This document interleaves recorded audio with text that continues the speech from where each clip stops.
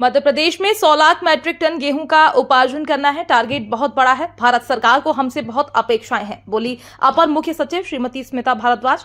कहा, आज बहुत महत्वपूर्ण बैठक हुई। साल में एक बार होती है बैठक।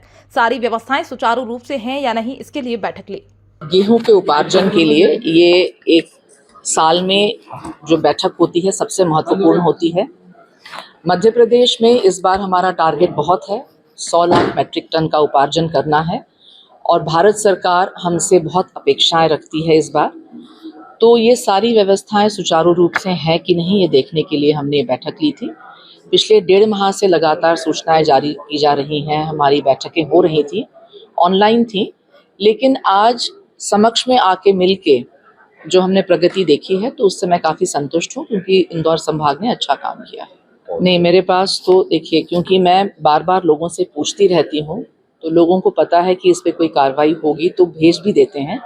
ये 2020-21 का स्टॉक जब कोविड वाला था और उस समय पुरानी समस्या ये थी कि इन लोगों ने ठीक से क्वालिटी का ध्यान नहीं दिया। जैसा आया पत्थर कंकड़ मिट्टी है या मॉइस्चर का निर्धारण नहीं किया था। तो इस बार हमने जो उपार्जन नीति है उसमें बहुत चेंजेस किए हैं। जो इक्विपमेंट है, मॉइस्चर मीटर कभी भी कंपलसरी नहीं था, अब वो हर जगह पे होगा, तो वहीं के वहीं चेक कर लिया जाएगा। सफाई के लिए जहाँ पे हमको छन्नी, पंखा, ग्रेडिंग मशीन चाहिए थी, वो चाहिए थी। अगले साल से हम लोग सारे सरकारी जो गोदाम है उसमें प्रॉपर मशीन्स लगा देंगे ताकि ये क्वालिटी की दिक्कत ही नहीं आए। और मैंने जब देखा, इसका रिव्यू किया, तो जो पुराना सामान स्टॉक खराब हो रहा था वो एक बहुत गंभीर समस्या थी। इसीलिए हमने हर ज़िले का डिटेल हम लेके आए हैं इस मीटिंग में और हमने कलेक्टर्स को अवगत कराया कि ये समस्या है और आगे इसका क्या निदान करना है, इसके लिए भी समय सीमा बता दी गई है। मेरे ख्याल से हम 4 साल का स्टॉक जब क्लियर कर लेंगे तो आगे से, क्योंकि क्वालिटी हमारा सबसे अभी महत्वपूर्ण है, गुणवत्ता सबसे महत्वपूर्ण है, तो भविष्य के लिए ये समस्या इतना नहीं होगी। देखिए, हम जब घर में कोई बच्चे को खाना फेंकने देते हैं, क्या हम बोलते हैं अन्नपूर्णा माँ है, उतना ही प्लेट में लो जितना आप खा सकते हो और फेंको मत, खाना बर्बाद मत करो। फिर हमारे सारे किसान मेहनत कर रहे हैं, खाना इतना हम अपने अनाज उगा रहे हैं और फिर हम रखे अगर उसको खराब करेंगे तो उसको तो मैं एक क्राइम से ज़्यादा बड़ा पाप मानती हूँ और इसको नहीं होना चाहिए। इसीलिए सारे गोदामों का पहली बार हमने 25% फिजिकल वेरिफिकेशन के लिए सीआर कह रही, लेकिन हमने उसको 25% राज्य शासन के स्तर पे कर दिया है ताकि हमको पता चले। और अभी भी जहाँ संधारण होगा वहाँ के वीडियोस, फोटोग्राफ्स, साफ सफाई, वो सारे फोटोग्राफ्स, वीडियो हम देखेंगे और उसके बाद वहाँ पे गेहूं का रखरखाव ठीक से रखा जाएगा तो आगे के लिए समस्या नहीं हो।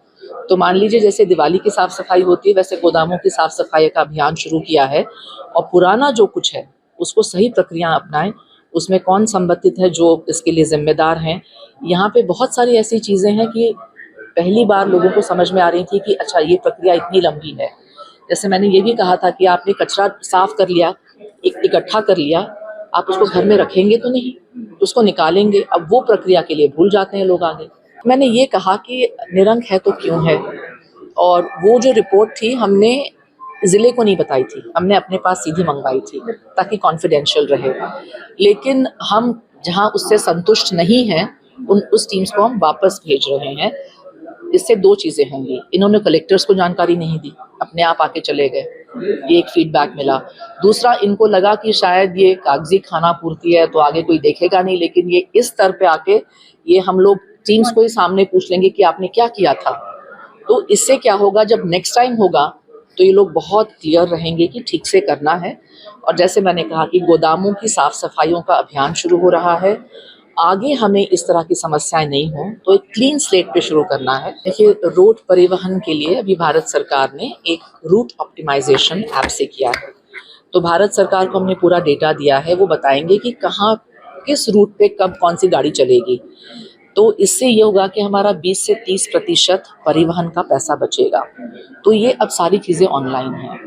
हमें जब कोई जानकारी देते हैं, कहते हैं हम पता करेंगे, तो हमारे पास अभी पूरे मापदंड हैं। हम ऑनलाइन वहीं के वहीं कंप्यूटर खोल के बता देते हैं कि आप जानकारी मत ढूंढिए, हम आपको अभी यहाँ दे रहे हैं। तो इस तरह से मुझे लगता है कि जितना हम लोग डिटेल में जाके, जिस तरह से आज हमने इसकी समीक्षा की है, इसी तरह से मैं अगले महीने और उसके अगले महीने जब तक ये उपार्जन का काम चलेगा विदाउट कलेक्टर्स, क्योंकि ये लोग बिजी रहेंगे अपने चुनाव के कार्य में, तो मैं इस तरह की समीक्षा फिर से करूंगी 2 महीने लगातार। देखिए, इंदौर है, खंडवा है, खरगोन है, बाकी जिलों में तो उनको पीडीएस से बुलवाना पड़ता है, लेकिन बाकी जो जिले हैं, नर्मदापुरम है, भोपाल है, और यहाँ पे ज़्यादा है गेहूं का उपार्जन। और जिस तरह का गेहूं की हमारे यहाँ की डिमांड बढ़ती जा रही है, जितना गेहूं पंजाब में है वो नॉर्थ इंडिया के लिए पूरा उनका सप्लाई हो जाता है, यूपी और बिहार से ज़्यादा आया नहीं है। तो अब पूरे देश का जो गेहूं जा रहा है वो यहाँ से जा रहा है। तो अगर हमने उसमें कूड़ा कचरा मिला के भेज दिया, सफाई नहीं की, तो इसमें मध्य प्रदेश का नाम भी बदनाम होता है और अन्न भी खराब होता है। तो इसलिए गुणवत्ता सबसे इम्पॉर्टेंट है, टाइमली काम होना सबसे इम्पॉर्टेंट है, और इसकी समीक्षा हम लगातार करते रहें।